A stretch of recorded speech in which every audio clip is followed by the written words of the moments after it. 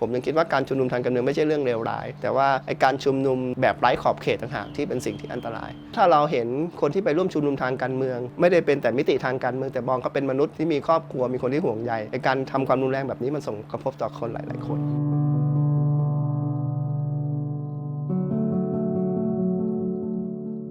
ผมบุญเลิศวิเศษปรีชาเป็นอาจารย์คณะสังคมวิทยาและมานุษยวิทยามหาวิทยาลัยธรรมศาสตร์นะครับงานวิจัยที่ผมทำนะครับเรื่องอยู่กับบาดแผลเสียงจากเหยื่อความรุนแรงทางการเมืองช่วงระหว่างปี 2553 ถึง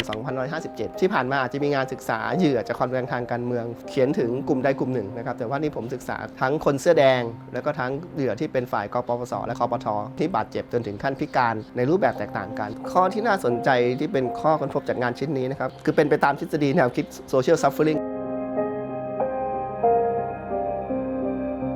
ความรู้สึกที่เหยื่อจากความรุนแรงเขาให้กับตัวเองเนี่ยความรู้สึกนั้นมาจากไหนมันมาจากกระแสสังคมที่ให้ความหมายต่อเหตุการณ์นั้นๆการซัฟเฟอร์นั้นไม่ใช่เรื่องส่วนบุคคลแต่ว่าเป็นเรื่องมาจากสาเหตุทางสังคมผมจะเปรียบเทียบว่าทหารผ่านศึกเนี่ยบาดเจ็บทางกายแต่ได้รับการยกย่องทางสังคมเขาอาจจะไม่ได้มีความรู้สึกซัฟเฟอร์ก็ได้กรณีที่เกิดขึ้นเนี่ยจะพบว่ากลุ่มคนเสื้อเหลืองหรือกปปสหรือคปทเนี่ยที่หลายคนนะครับที่บาดเจ็บพิการค่อนข้างรุนแรงแต่ถ้าถามเขาจะมีความรู้สึกของความภาคภูมิใจที่อย่างน้อยการบาดเจ็บหรือพิการของเขาเนี่ยได้กำจัดรัฐบาลที่คอร์รัปชันในสายตาพวกเขาได้บางคนพูดด้วยความภูมิใจว่าถ้าไปอีกป้าก็ไปอีกถ้าป้าตายก็เอาป้าเนี่ยเป็นตัวอย่างถ้าป้าไม่ตายป้าก็จะเล่าให้คนอื่นฟังได้ว่าเนี่ยป้าทำมาแล้วว่าสิ่งที่เขาแลกไปมันคุ้มค่า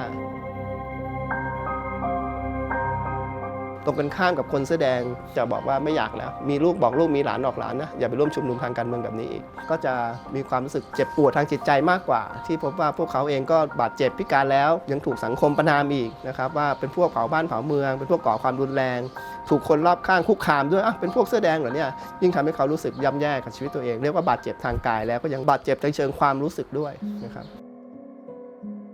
บคนแสดงที่ผมสัมภาษณ์8คนมีอยู่จำนวนหนึ่งทีเดียวที่จะมีลักษณะของการสร้างระยะห่างคือไม่ยอมจะบอกตัวตนไม่ยอมรับว่าตัวเองเป็นคนแสดงนี่ก็คือในเชิงคอนเซปต์ social suffering เป็นมาตรการหนึ่งในการกดทับความรู้สึกของตัวเองมีน้องคนหนึ่งก็เป็นอดีตทหารพรานนะครับไปร่วมชุมนุมกับคนเสื้อแดงแล้วก็ถูกยิงกระสุนลูก1 นัดยังฝังอยู่ในตัวแล้วเขาก็บอกว่าเขาเคยนั่งกินอาหารแล้วคุยเรื่องว่าที่เขาเคยไปประสบเหตุมาปรากฏว่าเขาถูกคนข้างๆเคลื่องขวดใส่แล้วบอกว่าพวกเสื้อแดงเผาบ้านเผาเมืองบอกเดี๋ยวนี้ผมไม่บอกใครแล้วครับว่าผมเป็นคนเสื้อแดงการกล่าวหาซึ่งกันและกันเนี่ยนะครับมันเกิดขึ้นจากปมหนึ่งที่ผมคิดว่ามีความสำคัญมากก็คือว่าผมมองคนที่ไปร่วมชุมนุมทางการเมืองว่าพวกเขามีเจตนารมณ์ที่ดีนะครับคือถึงขนาดลำบากไปนอนข้างถนนไปประท้วงอะไรเนี่ยนะฮะไม่ใช่คนที่อยู่นิ่งเฉยแต่ประเด็นสำคัญก็คือว่าพวกเขารับสื่อทางเดียวคนหลายคนที่ผมให้สัมภาษณ์จะบอกเลยพวกเขาเป็นแฟนของรายการวิทยุหรือสื่อสารมวลชนที่เป็นกระบอกเสียงของขบวนการนั้นๆโดยที่ไม่ได้ฟั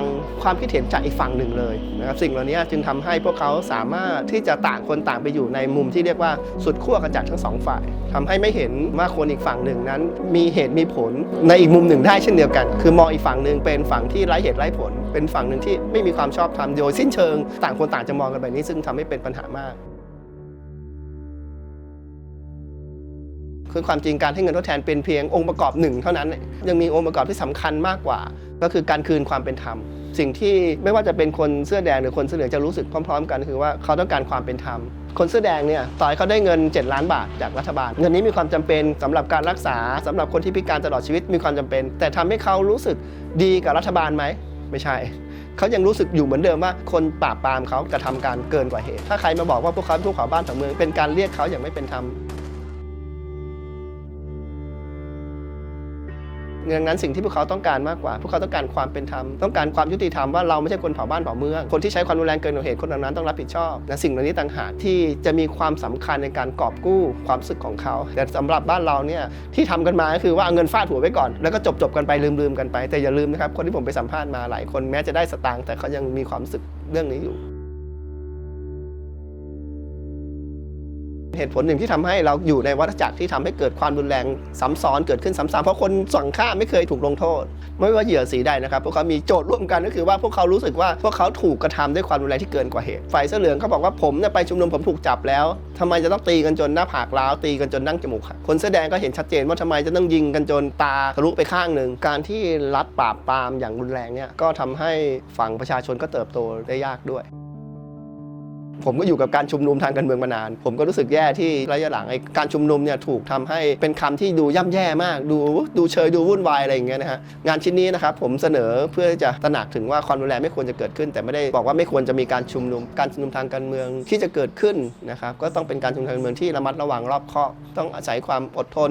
สร้างกระแสให้เกิดการยอมรับแต่ไม่ใช่ด้วยการบู๊ทะลุซึ่งผมคิดว่าเราค่อยๆสร้างวัฒนธรรมการเมืองที่มีการชุมนุมด้วยเหตุด้วยผลแล้วก็ไม่ใช่ข้อเรียกร้องที่แบบกดดันจนเอาชีวิตร่างกายของคนไปแลกมันส่งผลกระทบต่อระยะยาวทั้ง